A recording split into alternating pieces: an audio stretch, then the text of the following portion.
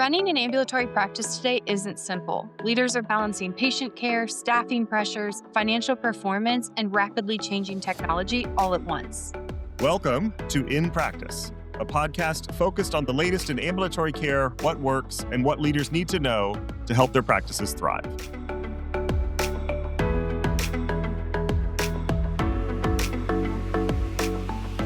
Hi, I am Dr. Bob Murry, the Chief Medical Officer at NextGen Healthcare, and this is In Practice. It's a podcast where health tech leaders, clinicians, and practice administrators discuss the challenges in ambulatory healthcare practices that they face every day and strategies to overcome those challenges. And today I am joined by a very special guest. It is Isaiah Nathaniel.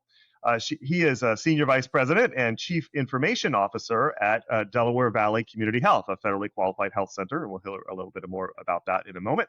He is also an award-winning healthcare executive and highly regarded thought leader, and someone that I always look forward to talking to. So welcome, Isaiah, to the show. Dr. Murray, it's always a pleasure to be in front of you, to talk with you. Your accolades should come right back to you because you are the leader, you're the expert that we all go to, not just for NextGen items, but for items in healthcare overall. So we are always in the gracious honor of you, Dr. Murray. I appreciate that. No, it's great to talk to you as well. All right, so why don't we just start by telling our listeners just a little bit about Delaware Valley. You think that'd be easy for me to say? Delaware Valley Community Health. And the patients that you serve.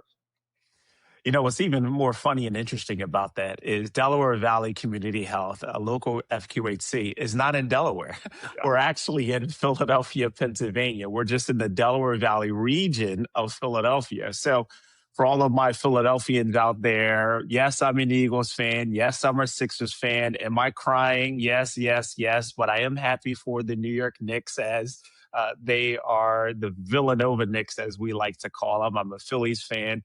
But Delaware Valley Community Health is the 52 FQHC located in Philadelphia, Pennsylvania. We operate 11 locations, and we have about 52,000 patients that we see through those 11 locations, about 168,000 visits that are for all things that FQHCs do well with integrated primary care, behavioral health, optometry, ophthalmology, OBGYN. And what's even more special, Dr. Murray, you'll like this, is we have the very first residency in Philadelphia. So we're on our third cohort of residency interns, as you guys like to call them. And we have enjoyed that process and procedure for the past 3 years. So that's a little bit about Delaware Valley Community Health, about 400 employees. And we are a part of the movement of community health. Exactly. No, you guys are terrific. But let's kind of jump right into that, right? This is, I would say, a challenging time, an exciting time to be in community health, to be a federally qualified health center or a lookalike. So from your perspective, CIO, SVP, what kinds of operational, strategic challenges are FQHCs and community health centers facing today? Well, the first thing I would say that has non-technical acumen to it is I'm trying to get my denial rates down. And I'm trying to get all of these claims paid. And for anybody out there listening, yes, that does have technical capabilities. And this is where the conversation can go, Dr. Murray, into the artificial intelligence. What are some of our use cases on how we're trying to drive this down? But for me as SVP and CIO of Delaware Valley Community Health, otherwise known as DVCH, we're really trying to maximize our business and optimize the business operationally and clinically so that we can continue to deliver that high whole person care to all of those 52,000 patients in Philadelphia that we see. And we are going to use, and we have been using some artificial intelligence tools, some provided by NextGen, some are agentic and on that scope. But we really are trying to maximize our efficiencies, lower our costs.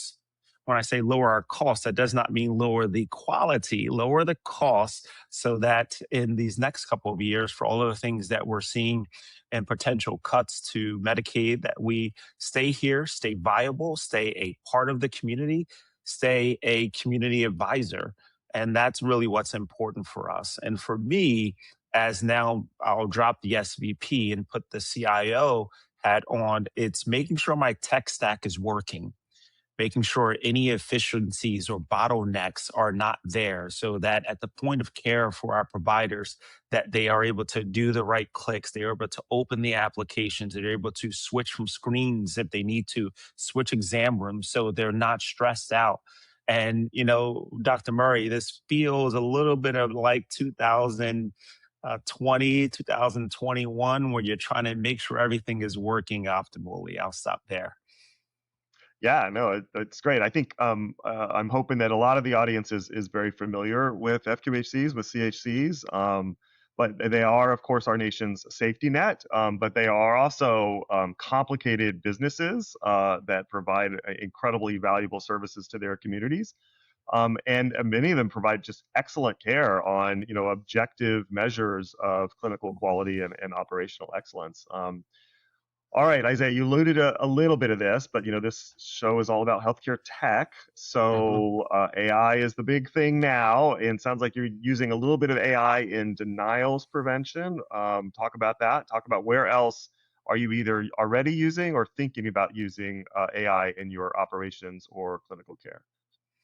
And this is where I'm going to go large scale, and then I'm going to bring it back down to local scale. And really, I think artificial intelligence community health centers is strategically important from a national scale. So I think this is the point where I'll just throw this in there, Dr. Murray, that I'm also the CIO executive advisor for the National Association of Community Health Centers.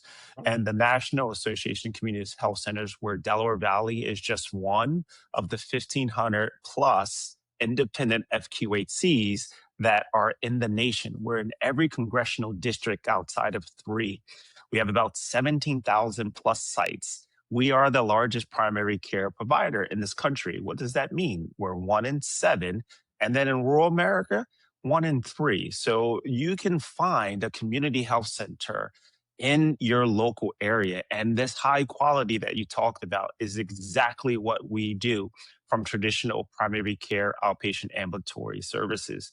So for me, technology, artificial intelligence is innovative, is a strategy that community health centers are looking to do.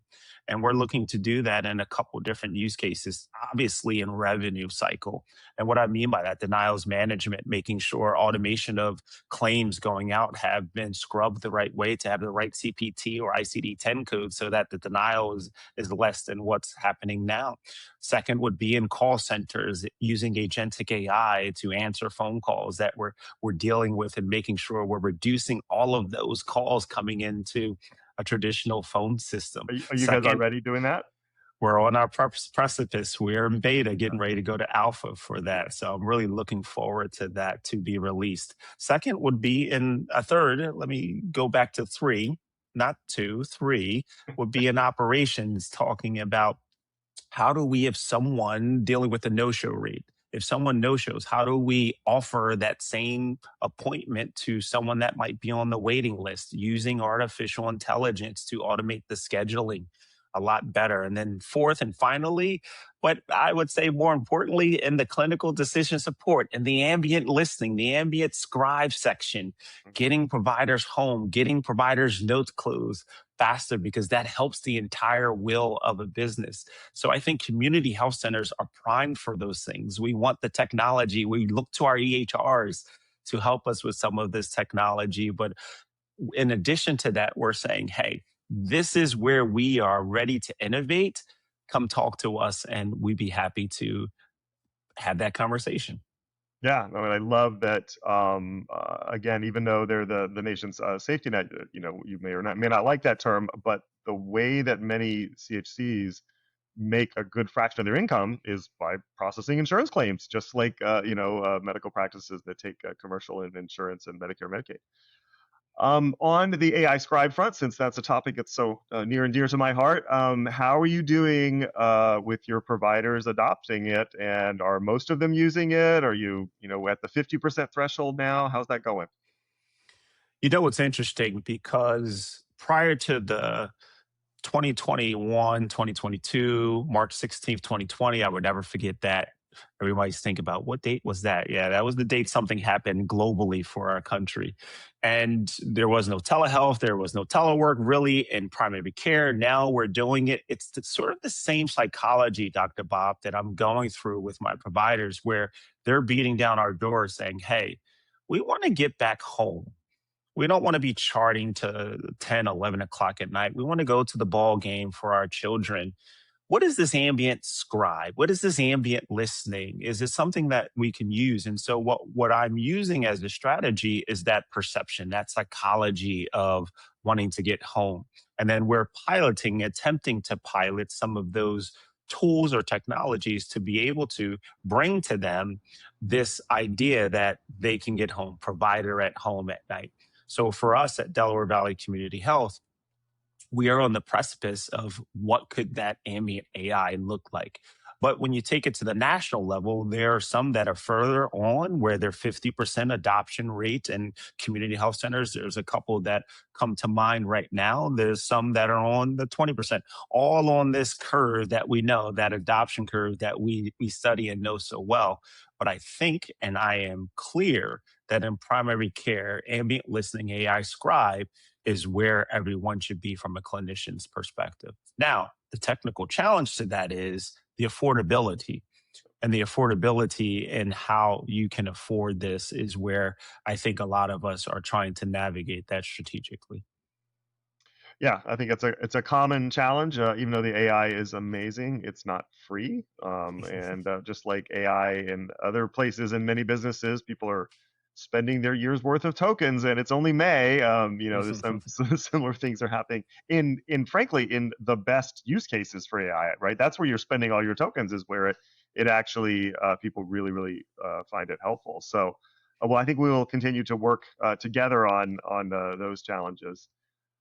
Just thinking on the AI front, I'm curious if you see any unique AI governance challenges or concerns, around security or transparency or responsibility or being non-biased.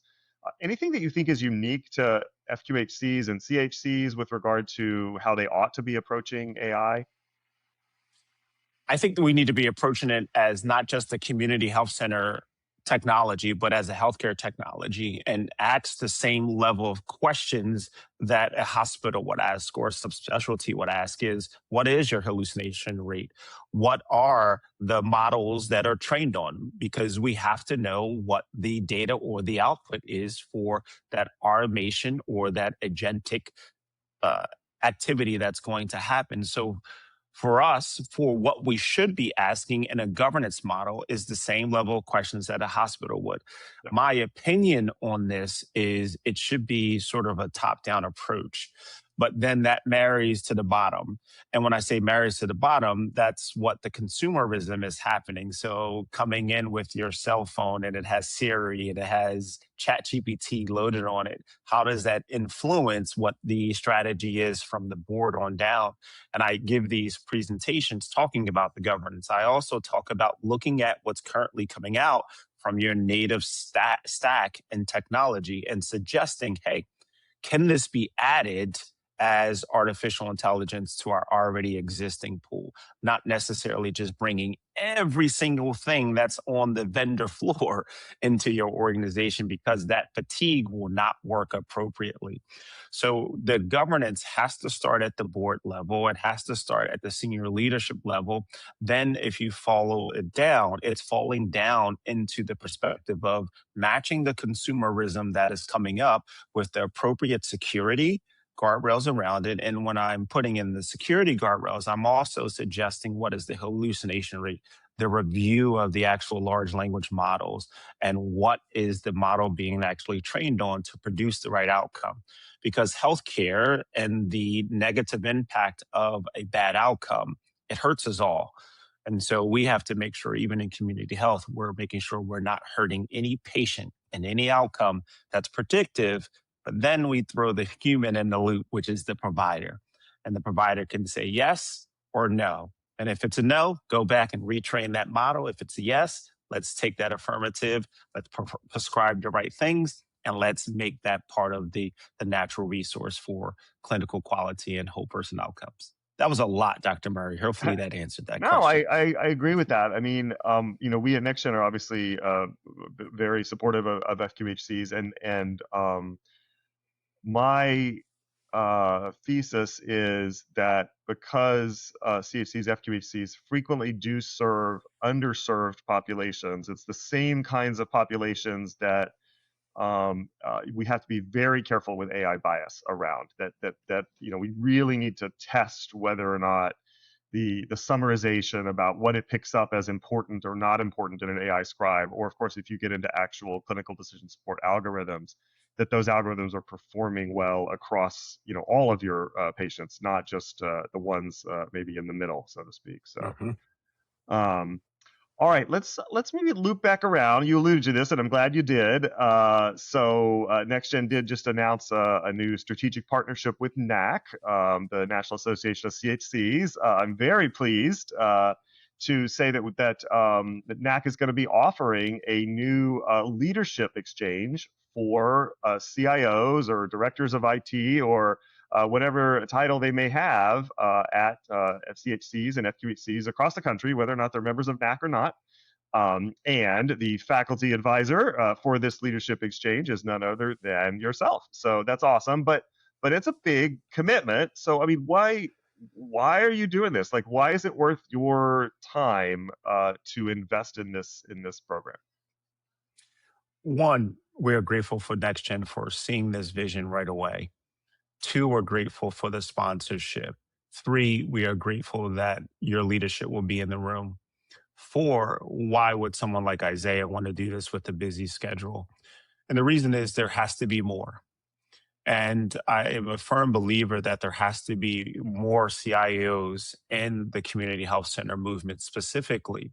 And it's one of the reasons why I've chosen to stay in this movement for 18, 19 years is because I want our patients and our staff to get the best experience. And I always say I want to reduce access barriers by way of technology, not introducing them. And I think if we take that mindset and put that into all of our community health centers, we'd be so much better, so much further. And the collectiveness together we achieve, apart from that, we selfishly proceed.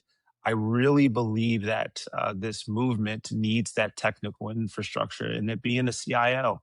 And why not use some of my time to be able to partner with NextGen, partner with NAC to deliver on this idea of a CIO in every community health center. Yeah, is that a lofty goal? Sure. But guess what? If you have no goals, you can't fall anywhere, right?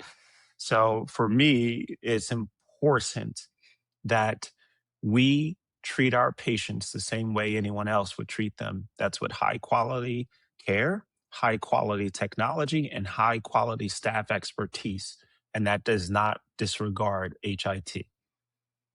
Yeah, or I mean, HIT I think is at the center of it. Is as you say, it's not easy to be a CIO anywhere, but I think particularly in the kind of dynamic and fast moving environment of a CCF QHC. So just to be clear, NextGen is only sponsoring. We are not organizing the curriculum or any of the content or any of that. That is all you and your fellow faculty members. But we're very pleased to be able to offer that for CIOs and IT directors across the country. But thinking of that kind of FQHC, CHC leadership, or just in medical practices in general, right? The pace of change in healthcare, I think, is just getting faster and faster. It didn't seem like it could get any faster than it did around COVID. But now I think with AI and payment reforms and different administrations and all things, I think it's moving faster. Do you have any advice for administrators, CIOs, or CEOs, or whoever about how can they keep up with that pace and bring their organizations along for that ride? Step one is put them in the CIO Academy. Nominate someone for the CIO Academy. Love it. Yeah. And I'm saying that tongue in cheek, but I am actually being true because I think having someone that understands what's happening. We're not going to talk TEFCA or QHIN or all of these big ideas. It really is at the local level. And what I would say to any administrator is do not put tech in the back shelf right now because you're trying to operationalize or optimize your financial books. I would say that make it a part of the strategy. And the reason I say make it a part of strategy is because for everything that AI can do, it can help develop that strategy faster and return on the investment quicker. So don't just look at it as a capital investment or an operational expense where it really is dragging from the business, but more of a value where it's benefit over cost. And that mindset, I really do believe is going to be the separator of those that continue as the community health centers and those that don't, because they did not invest in the right technology. All of this is happening at a rapid pace.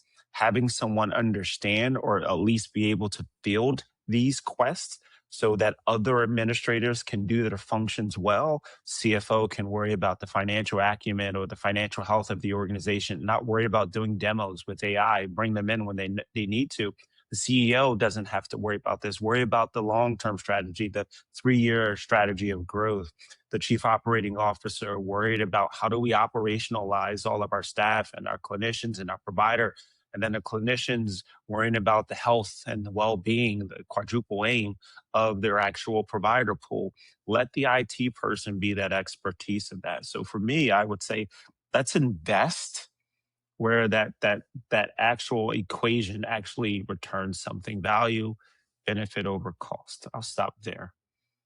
Yeah, I mean, I think I hear you saying is that tech is perhaps the key, or at least a key, with being able to keep up with the pace of change, because it is able to allow people to move faster and be more efficient, and to keep track of everything that's going on, even as things seem to get more and more complicated. Mm-hmm. All right, let's talk about like patients for maybe a minute. I mean, I think that as you said, patients are walking into CHCs or medical practices across the country, and they've got Siri on their iPhone, and they've got AI and ChatGPT, and their expectations of what kind of experience they want to have at the doctor's office are getting higher and higher, because their consumer experiences outside of healthcare are continuing to get better and better. I mean, so how does that change things for you and for health centers, and then for practices in general? That is so great of a question. I call it Dr. Google and Siri diagnosis. And patients are really coming in today and with this particular pieces of information that they researched on their own. I think what we have to do, and Dr. Murry, we talked about this when the 21st Century Cures Act came out, and there was this concept of open notes, and people were like, what does that mean? Why would we do sharing what our brains have been clinically trained to do with the patient? It's not their decision. And I think what we're seeing is, again, consumerism coming into organizations natively. And you have to deal with it, because if you don't, the patient experience is going to reflect that. And then you're going to lose that to someone or another organization that has welcomed that information. So for me, I think it is being thoughtful and intentional about what information you ingest at the point of care, because the 21st Century Cures Act and interoperability rules suggest that that should be something that you ingest. I think having the open dialogue and conversation, I see it psychology wise that that patient actually does care about their health, that they searched it. They came to you and said, can you help me clinically agree or disagree with what this is? So that's whole person care. You want a patient to be involved in their care, because guess what? Then they're going to go to their patient portal. They're going to make sure they do everything you say and follow up with you when they need to. So my opinion is to allow that to occur, allow the patient to be a part of that journey.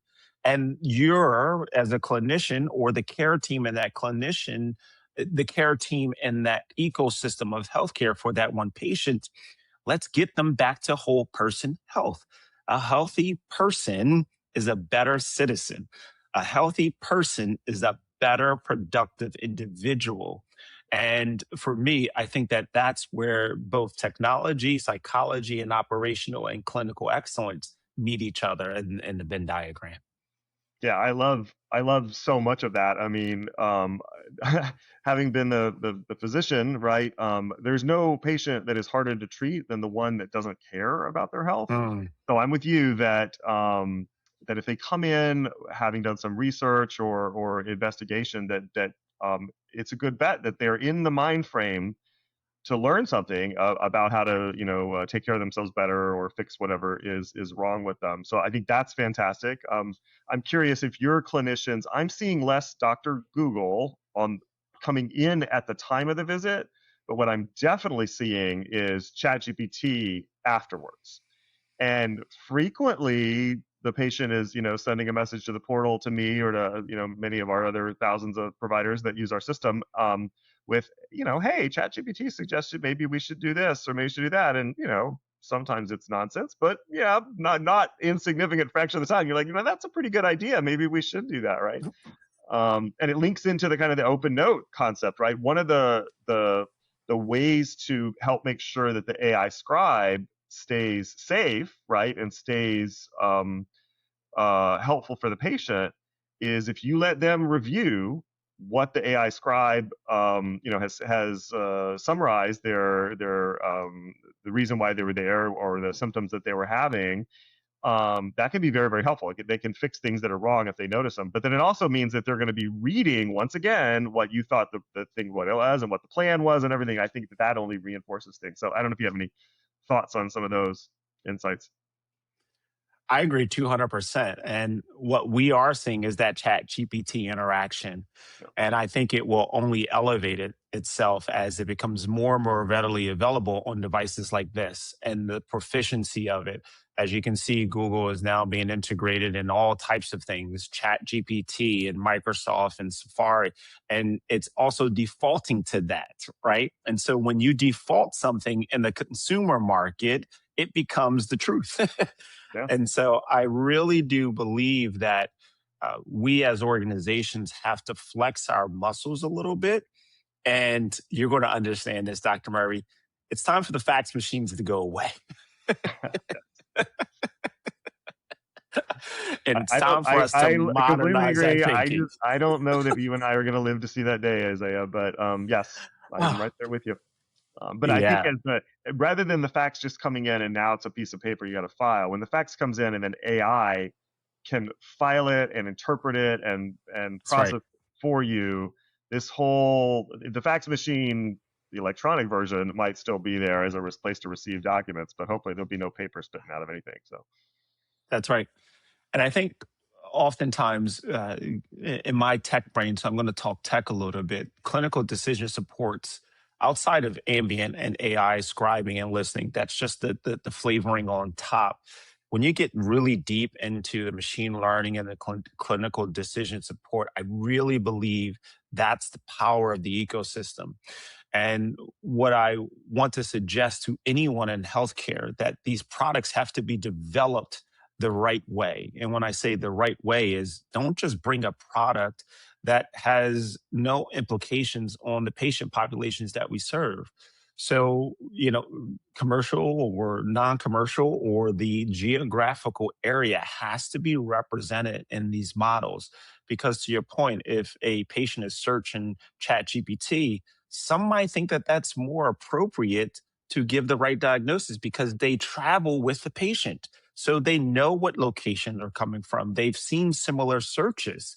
Why can't we make sure that our clinical decision support systems have the same geoproximity or geospatial activity from a population health perspective that's built into the core model? Because I think then the clinician will trust it more when they're at the point of care. I'll stop there. That was technical, but I had to do no, it. I My liked it. CIO hat was wanting to. Where I thought you were going to go with that was a point that you've made before that I really love, which is that among other reasons why FQHCs and CHCs should strive to be on the cutting edge of these technologies around AI scribe and clinical decision support and patient chatbots is precisely so that those things don't develop without any regard to their particular, patient populations or needs or all kinds of things, because they do serve, um, not exclusively, but they serve people that are just not served at other places in many, many cases. And it is very important that technology works for those people as well. But the only way that's going to happen is if the providers and executives and staff at the FQHCs are deeply involved in these early use cases. Absolutely. I couldn't have said it even better, Dr. Murray. And that's where I like to take these conversations and say, hey, primary care FQHCs, community health centers want to partner with organizations. That's why a partnership with NextGen is so important and so critical to the ecosystem of that. And you guys have proven on that because your tools and solutions have been developed with that perspective in mind. And I'm not disregarding anyone else. I just know your product very well and know how critically you guys take the software development lifecycle and what's embedded into that to make sure that the products, at least at their first iteration, are usable. And that's what we want to get to. It's the innovation being usable. Innovation is great as a terminology, but if you can't tactically use it, then it's a waste. And organizations like mine can't waste any money. So yes, we love innovation, but we need to have tools that are point of care ready, that are tactically responsible, and have a quick ROI.